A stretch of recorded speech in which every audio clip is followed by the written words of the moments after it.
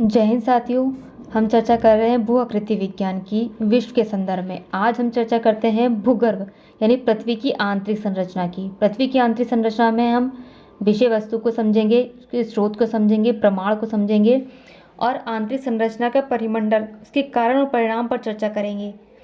कहते हैं कि भूगर्भ का अध्ययन भूगर्भ शास्त्र के अंतर्गत किया जाता है, परंतु भूपटल पर प्राप्त स्थलाकृतियों की उत्पत्ति के संदर्भ में दो प्रकार की शक्तियों का अध्ययन किया जाता है, अंतर्जात शक्तियाँ, बहिर्जात शक्तियाँ। इन दोनों शक्तियों के द्वारा ही भूगर्भ का अध्ययन किया जाता है। अंतर्जात शक्तियाँ ही निर्माणकारी शक्तियों के अंतर्गत आती हैं, जबकि बहिर्जात शक्तियाँ विनाशकारी शक्तियाँ कहलाती हैं।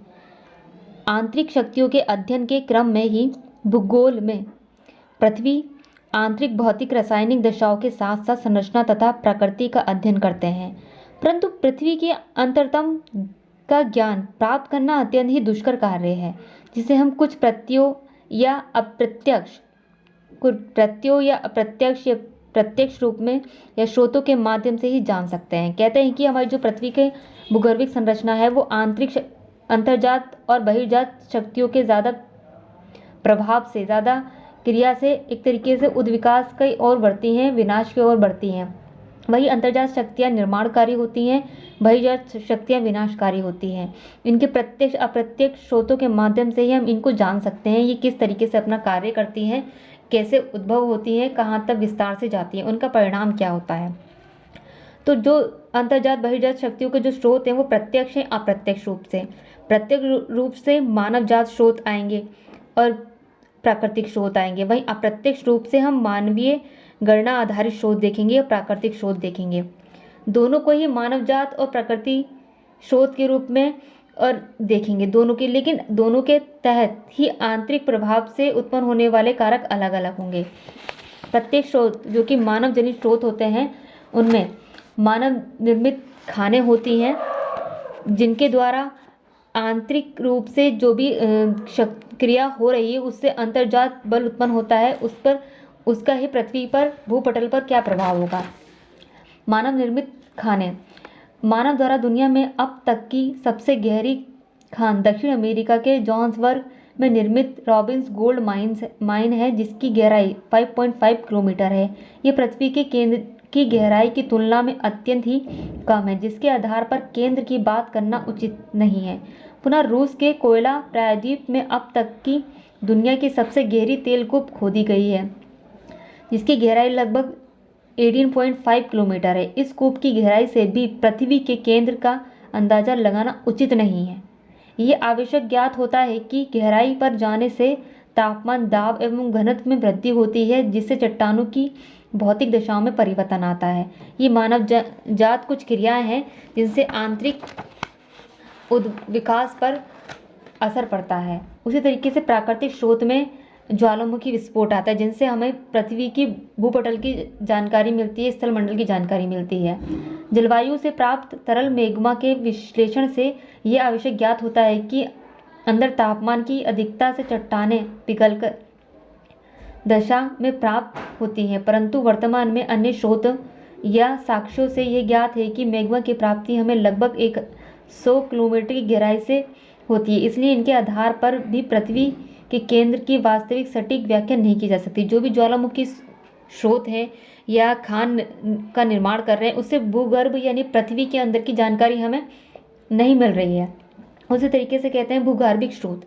भूगर्भिक स्रोत के अंतर्गत एक तरीके से आग्नेय या कायांतरी चट्टानें आती हैं, जिनके गुणों के विश्लेषण से यह आवश्यक ज्ञात होता है कि अंतरतम की चट्टानों में उच्च दाब एवं उच्च ताप आरोपित होता है, जिसे चट्टानों की घनत्व के साथ साथ कार्यांतरण भी हो जाता है। इस तरीके से हमें पृथ्वी के भूगर्भ की जानकारी मिलती है।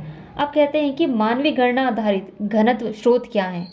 मानवीय गणना के आधारित घनत्व स्रोत क्या हैं, जिससे हमें पृथ्वी के उत्पत्ति की जानकारी प्राप्त होती है। कहते हैं कि हमारी पृथ्वी का औसत घनत्व 5.54 ग्राम प्रति सेंटीमीटर क्यूब है। सतह पर प्राप्त ग्रेनाइट चट्टानों का घनत्व 2.5 ग्राम प्रति सेंटीमीटर क्यूब है, जो कि महाद्वीपीय है। उसी तरीके से बेसाल्ट का घनत्व 2.8 ग्राम प्रति सेंटीमीटर क्यूब है, जो कि सागरीय है। इन आंकड़ों के विश्लेषण से ज्ञात होता है कि अंतरतम का घनत्व बढ़ता हुआ पृथ्वी के औसत से अधिक अवश्य ही होगा। इस प्रकार से यह ज्ञात होता है कि अंतरतम की चट्टानें भारी हैं। अब बात करते हैं तापमान की।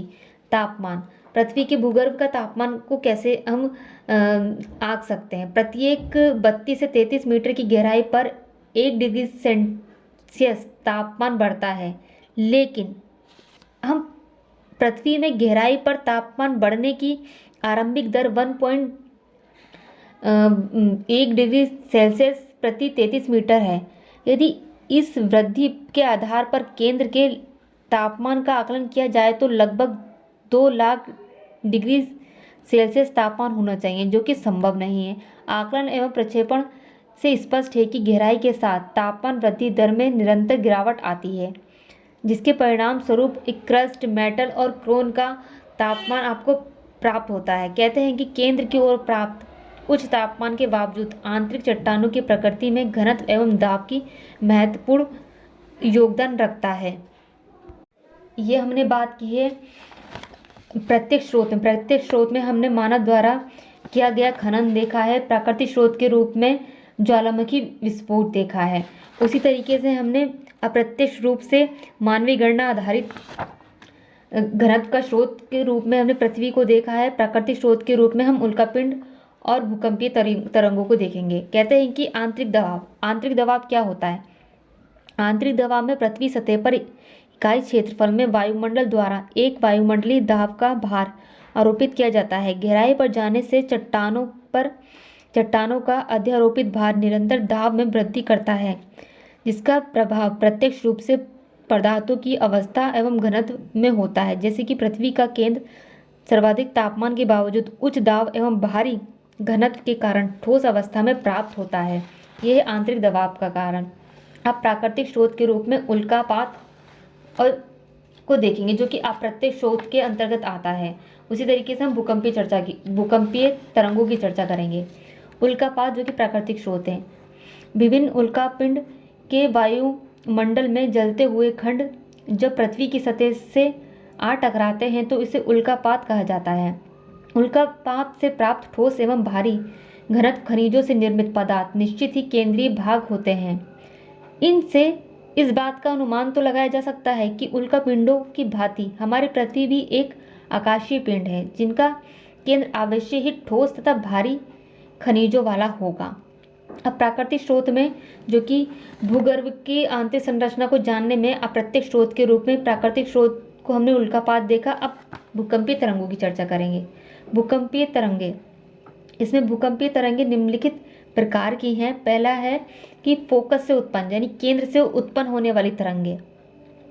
केंद्र से उत्पन्न होने वाली तरंगे यानी फोकस या भूकंप मूल अंतरतम में उत्पन्न वह बिंदु है जहां से भूकंपीय ऊर्जा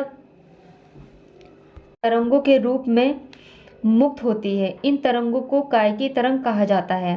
कायिकी तरंग भी 2 प्रकार की होती हैं, PW, SW, P waves, S waves के नाम से भी हम जान सकते हैं। अब बात करते हैं अधिकेंद्र से उत्पन्न तरंगे। अधिकेंद्र से उत्पन्न तरंगे यानी फोकस के ठीक लंबवत सतह पर उपस्थित वह बिंदु जहां P एंड S तरंगे सर्वप्रथम प्राप्त होती हैं, वे अधिकेंद्र कहलाता है। यहाँ से उत्पन्न तरंगों को सतही तरंग कहा जाता है। ये 2 प्रकार की होती हैं, रेले तरंग व लव तरंग। चूँकि इन तरंग दीर्घ होती हैं, क्योंकि इनकी तरंग दीर्घ होती हैं, इसलिए इन्हें लॉन्ग वेव्स भी कहा जाता है। अब बात करते हैं हम पी वेव्स की। पी वेव्स की बात करते हैं।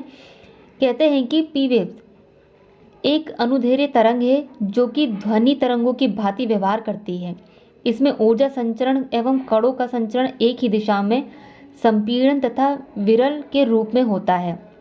कहने का आशय है कि पी वेव्स की जो अनुदैर्घ्य तरंग है वो एक ही निश्चित दिशा में कणों के संचरण के द्वारा ही एक रूप से चलती रहती हैं, यानी ऊर्जा का प्रवाह एक दिशा होता है और संपीड़न तथा विरल अवस्था में प्राप्त होती हैं। ये जो पी वेव्स हैं ये ठोस, द्रव एवं गैस तीनों माध्यमों में संचारित हो सकती है, परंतु ठोस में इनकी गति सर्वाधिक होती है। पी वेव्स की जो गति होती है वो ठोस में सर्वाधिक होती है। तरल एवं गैसीय माध्यम आते ही इनकी गति में अचानक मंदन आ जाता है और इनकी औसत गति लगभग 8 किलोमीटर प्रति सेकंड है। अब बात करते हैं एस वेव्स की। एस वेव्स जो होती हैं ये अनुप्रस्थ तरंगे हैं जो कि प्रकाश तरंगों की भांति व्यवहार करती हैं। पी वेव्स कर रही थी ध्वनि की तरंगों की भांति। अब एस वेव जो हमारे व्यवहार करती हैं वो प्रकाश की तरंगों की भांति व्यवहार करती हैं। ये केवल ठोस माध्यम में प्रवेश कर सकती हैं। जैसे ही तरल या गैसीय माध्यम उपस्थित होता है ये विलुप्त हो जाती हैं या परावर्तित हो जाती हैं। इनकी औसत गति 6 किलोमीटर प्रति सेकंड पाई जाती है। जहां एस वेव की जो गति है वो 6 किलोमीटर प्रति सेकंड पाई जाती है, वहीं जो कि पी वेव है वो 8 किलोमीटर प्रति सेकंड प्राप्त होती है, क्योंकि ऊर्जा का प्रवाह जो उसमें होता है एक तरंग की भांति होता है। कणों का संचरण होता है, लंबवत कणों का संचरण होता है। अब स्पष्ट तौर से हम कह सकते हैं कि समान माध्यम में होने वाली बॉडी वेव्स की गति एवं दिशा दोनों ही नियत एवं नियमित बनी रहती है, परंतु माध्यम परिवर्तन के साथ ही इनकी गति एवं दिशा दोनों ही परिवर्तित हो जाती हैं। इस आधार पर ही हम पृथ्वी की आंतरिक संरचना का ज्ञान प्राप्त कर सकते हैं। उसी तरीके से लॉन्ग वेव्स भी हमारे एक मुख्य बिंदु है कि इसमें पी और एस तरंगे जैसे ही अभिकेंद्र पर पहुंचती हैं अपना रूप परिवर्तित करती हैं। पी का रूपांतरण रेले तरंग के रूप में तथा एस का रूपांतरण लव के रूप में हो जाता है। वही लॉन्ग वेव्स की औसत गति 3 से 4 किलोमीटर प्रति सेकंड है। यह विभिन्न प्रकार के माध्यमों में संचारित हो सकती है। इनमें से लव तरंग के प्रभाव से ही भूपर्पटी पर कंपन या भूकंप की उत्पत्ति होती है, अर्थात ये सर्वाधिक विनाशक होती हैं। तो हमने अभी समझा है भूगर्भ की संरचना को, भूगर्भ की आंतरिक संरचना को हमने समझना है। इसको हम प्रत्यक्ष स्रोत अप्रत्यक्ष स्रोत दो माध्यमों से समझा है। मानव जनित में मानव खनन कार्य करता है तब हम प्रत्यक्ष स्रोत से प्राप्त कर सकते हैं कि पृथ्वी की गहराई कितनी है। प्राकृतिक स्रोत में ज्वालामुखी के द्वारा हम और ये भूगर्भिक स्रोत के द्वारा हम जान सकते हैं। वहीं अप्रत्यक्ष स्रोत में मानवीय गणना आधारित घनत्व, तापमान, आंतरिक दाब के द्वारा हम पृथ्वी के आंतरिक स्रोत को जान सकते हैं। प्राकृतिक स्रोत में उल्कापात और भूकंपीय तरंगों को हमने समझा। आगे हम चर्चा करते रहेंगे पृथ्वी की आंतरिक कटिबंध की, जो कि विश्व के भूगोल के संदर्भ में बहुत ज़्यादा महत्वपूर्ण है। इसी तरीके से आप हमारे साथ बने रहिए।